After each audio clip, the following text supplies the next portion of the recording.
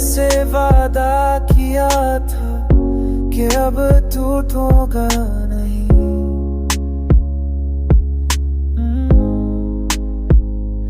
तेरी याद ने इस वादे को मजबूत बना दिया।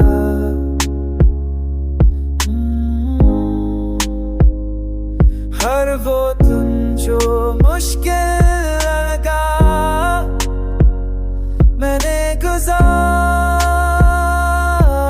लिया, क्योंकि मुझे मालूम था ये वक्त भी गुजर जाएगा। तेरा यकीन मेरे लिए सबसे बड़ी ताकत बन गया।